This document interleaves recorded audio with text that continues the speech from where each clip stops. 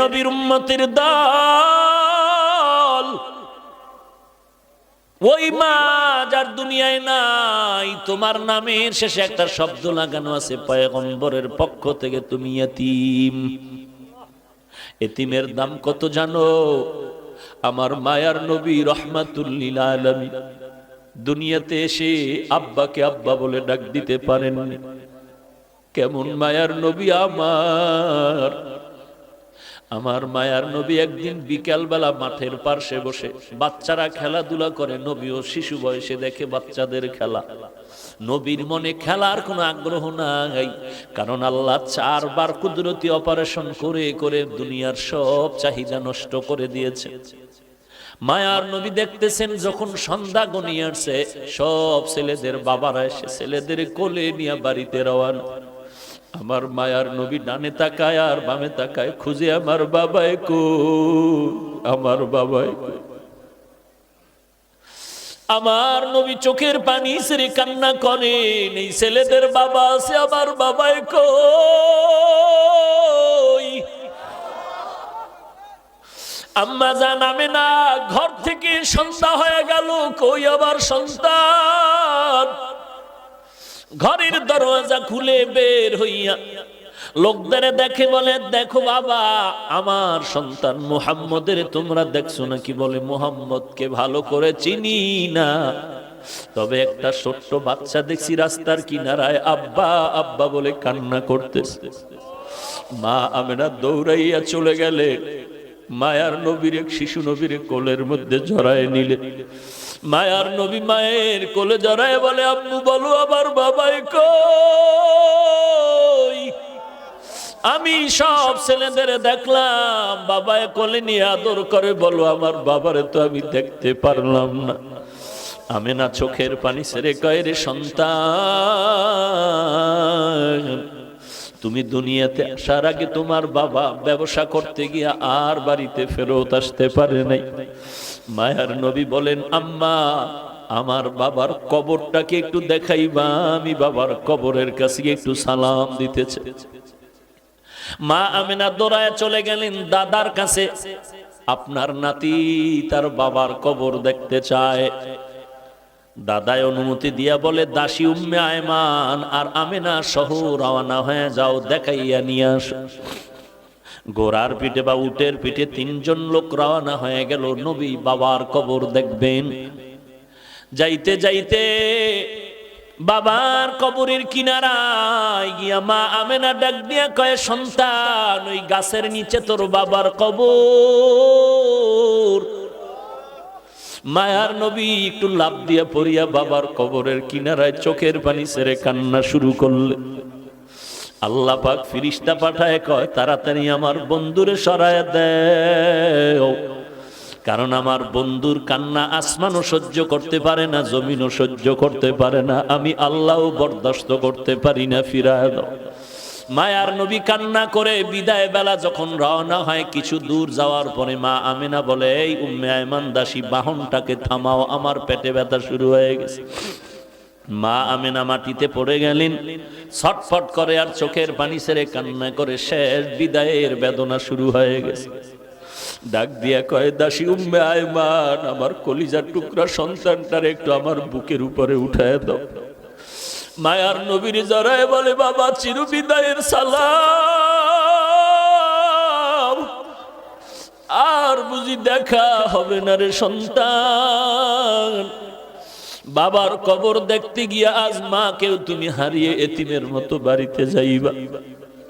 মায়ার নবী কান্না করেন, ও মা, আমি কার কাছে গিয়ে একটু মায়ের আশ্রয় নিব, আদর নিব? মা আমেনা ওখানে কান্না করে করে এখানে বিদায় হয়ে গেলেন।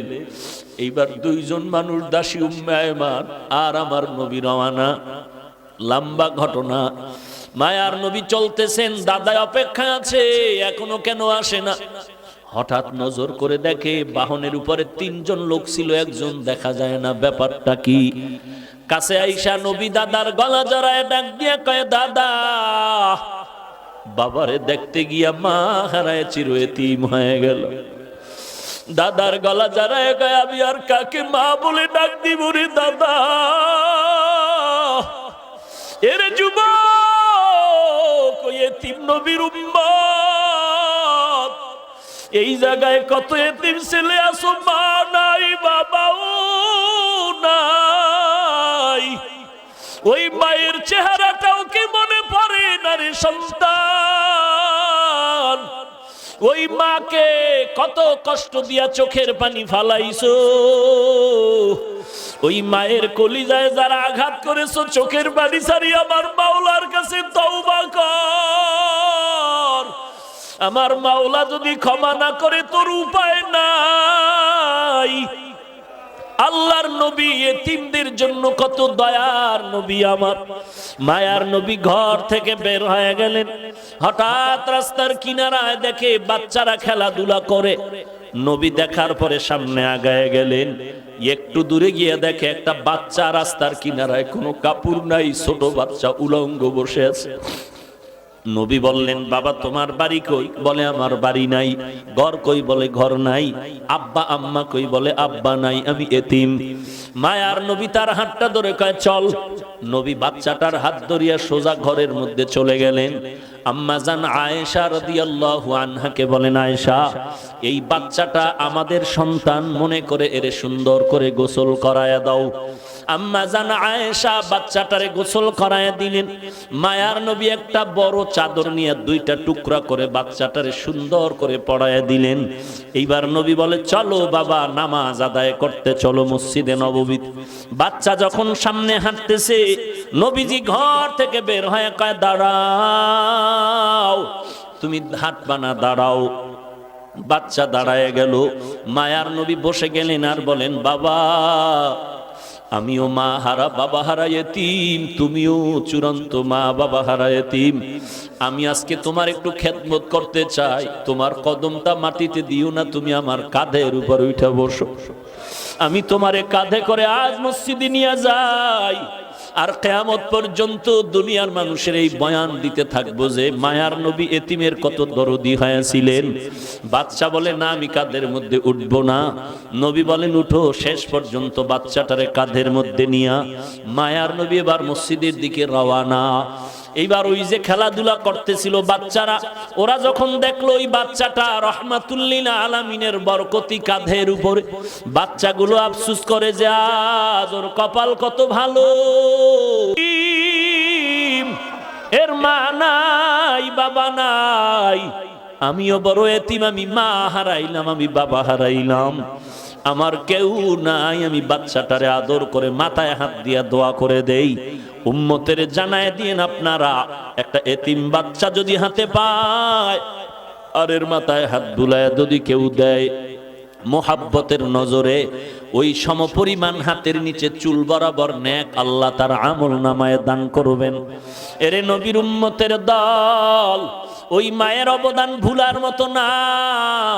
জানা অজানা ভাবেও যদি কোনো ভুল করে থাকো, ওই মা বাবার থেকে দোয়া নাও, তাড়াতাড়ি ক্ষমা চেয়ে নাও, আল্লাহর কাছেও ক্ষমা চাও রে ভাই। আমার মায়ের অবদান বাবার অবদান ভুলতে পারবো না রে বাবা। মাঝে মাঝে মায়ের সন্তানের মারে শাসন করার জন্য, কিন্তু দেখছো মাঝে মাঝে সন্তানের মায়ে মারার পরেও কিন্তু মা ঘুমাইতে পারে না। মা কিন্তু সন্তানের ধমক দিয়াও কিন্তু পাগলের মতো থাকে। সন্তানের ধমক দিছে এমন জোরে, সন্তান অভিমান করে ঘরে যায় না, ভাত খায় না, মা কয়া ডাকে না। আব্বা জান একদিন তাকায় দেখতেছে বালিশে মাথা লাগায় তার স্ত্রী গুনগুন করে কান্না করে রাতের বেলা। আব্বা জান বলে, বিবি কেন কাঁদো? বলে, আমার অন্তরে বড় ব্যথা। বলে, কি ব্যথা? বলে, একটা সপ্তাহ হয়ে গেছে সন্তান আমাকে মা বলিয়া ডাক দেয় না। বলে, কেন? বলে, আমি একটু শাসন করতে গিয়ে ধমক দিয়েছিলাম, এই কারণে রাগ করেছে, অভিমান করে আর ডাকে না। আব্বা জান বলে, বিবি তুমি আরামে খাও, ঘুমাও, কোনো চিন্তা করা লাগবে না, সন্তান একদিন আগে পিছনে তোমার কাছে সেই ক্ষমা চাবে। আমার মা কান্না করে বলেন, ও স্বামী আমার, যতই আমি খানার প্লেট নিয়ে বসি খানা মুখে যায় না, যতই আমি ঘুমানোর চেষ্টা করি আমার চোখে ঘুম আসে না, কারণ আমি খানার থেকে ঘুমের থেকে সন্তানের মা ডাকে যেই মজা পাই, ওই মজা আমি খানায় পাই না, ঘুমের মধ্যে পাই না। এরে নবীর উম্মতের দল, সন্তান মায়ের কাছে টেলিফোন করে, মা আমি 3 দিনের জন্য ঢাকা থেকে 1.5-2 মাস হয়ে গেল, এখন বাড়ি আসতেছি, ছুটি হয়ে গেল। আম্মা জান তোমার জন্য কি নিয়ে আসবো? বলে আমার জন্য কিছু লাগবে না, তোর বাবার জন্য যদি কিছু পারো তুই নিয়ে আসবি। এরে নবীর উম্মতের দল, সন্তান মার্কেটে গিয়া শপিং করে, মাকে বলে মা বলো কি আনবো?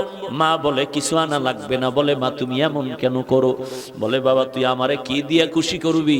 তুই যদি স্বর্ণের কিছু দাও তারপর আমি খুশি হতে পারি না। তুই তাড়াতাড়ি আয়, তোর চেহারাটা দেখলে যেই খুশি হব ওই খুশি আমারে তুই কাপড় দিয়াও করতে পারবি না। তুই আমারে মা বলিয়া ডাক দিলে আমি বাজেই খুশি হব, এই খুশি তুই আমাকে কিছু দিয়ে করতে পারবি না।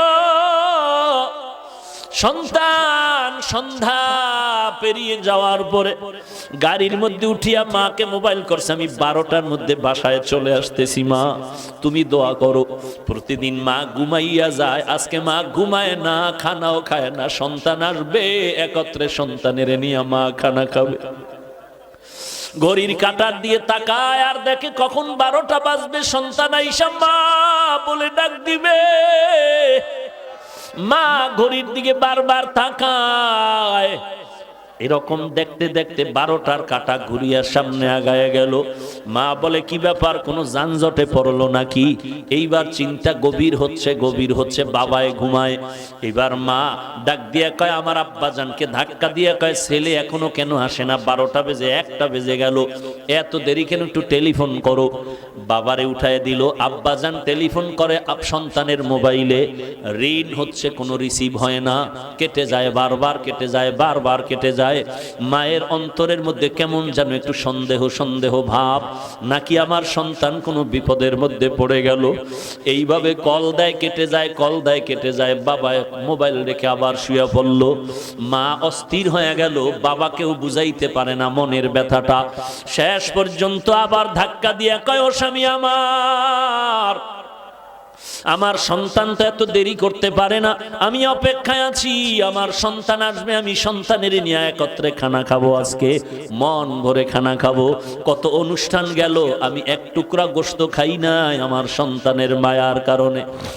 তুমি আবার একটু মোবাইল করো। বাবায় ঘুম থেকে উঠিয়া আবার মোবাইল করে, রিং হয়, রিসিভ হয় না, রিং বাজতেছে, রিসিভ হয় না। এইভাবে দীর্ঘক্ষণ যখন ট্রাই করা শুরু করলো, এক পর্যায়ে হঠাৎ করে দেখে মোবাইলটা রিসিভ হয়ে গেল। ডাক দিয়ে কয়, বাবা তুই কই?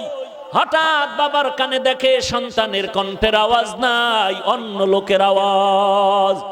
ডাক দিয়া বলে, কে আপনি? বলে মোবাইলওয়ালার বাবা। বলে তাড়াতাড়ি অ্যাম্বুলেন্স নিয়ে আসো, তোমার সন্তান এখন পরকালের লাশ হইয়া মাটিতে পড়ে আছে। গাড়িতে উঠছে, গাড়ি অ্যাক্সিডেন্ট হয়ে রাস্তার পাশে গাছের সাথে বেজে আছে, মানুষ রক্তাক্ত হয়ে গেছে। বাবায় মোবাইলটা ফালায় বেউসায় বিছানায় পড়ে গেল। মা বলে কি খবর আমার সন্তানের? বলে তোমার সন্তানের অবস্থা খারাপ। মা এমন একটা চিৎকার দিয়া রাস্তায় বের হইয়া ঘরের দরজা দিয়া চিল্লায় বলে, তোরা কে কোথায় আছো? আমার সন্তানের একটু আগায় আনতে আমি যাই। বাবা আমার মাকে সান্ত্বনা দিয়া ঘরে আটকাইয়া অনেক মহিলাকে বসায়া বলে, এখানে ধরে রাখো। বাবায় তাড়াতাড়ি টেলিফোন করে অ্যাম্বুলেন্স নিয়ে লাশ নিয়ে যখন রওনা, বাড়ির দরওয়াজা দিয়া যখন ওই বাঁশি বাজাইয়া ঢুকে, মা পাগলনির মতো দৌড়ায় আর বলে, তাড়াতাড়ি ডালা খুলে দাও, আমার সন্তান কেমন আছে একটু দেখতে চাই। মা এবার সন্তানের চুমু খায় বলে, মা বাবা তুই এই বাজার নিয়ে আমার কাছে আসার কি সংবাদ দিয়েছিলি? আমি তো আর খানা খাইতে পারলাম না রে বাবা, তোর জন্য খানা খাই নাই। আজ আমার কলিজায় তুই এমন আঘাত দিয়ে গেলি রে সন্তান। ওই মা ওই যে সন্তান করে করে করে করে কান্না করে করে এমন পাগল হয়ে গেল, দুনিয়ার কোন ডাক্তার আজ পর্যন্ত এই মাকে ভালো করতে পারলো না।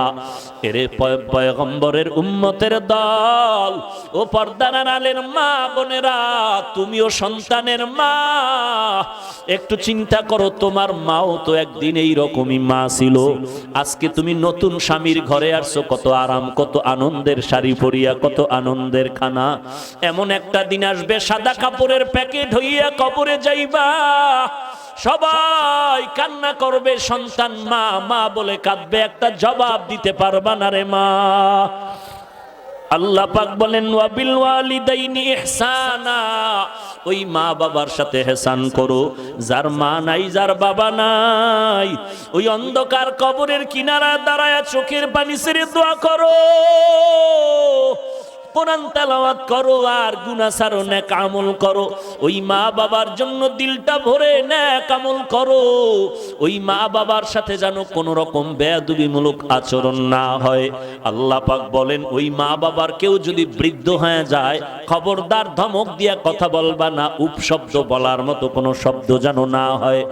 এরে নবীর উম্মত, যদি কথা বলতেই চাও, সুন্দর ভালো আচরণ করো, এমন ভালো ওয়াকুল লাহুমা কাওলান কারীমা, এমন সুন্দর আচরণ করো।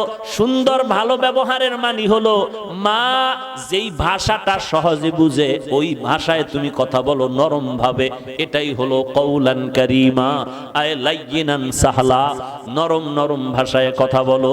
ওয়াকফিজ লাহুমা জানাহাজ যুল্লি মিনার রাহমা, তোমার বিনয়ের ডানা মা বাবার জন্য বিছায়া দাও অনুগ্রহের সাথে। অর্থাৎ ডানা মানে মানুষের তো কোনো ডানা নাই, পাখির ডানা হয়। আল্লাহ কেন বললেন সন্তান তুমি বিনয়ের ডানা বিছায়া দাও? তার মানে পাখির ডানার মধ্যে সব শক্তি, ডানাটা যখন ধরে ফেলে পাখিটা দুর্বল। তোমার ডানা মা বাবার জন্য বিছায়া দাও মানে জীবনের সব কিছু মায়ের জন্য বাবার জন্য বিলীন করে দাও।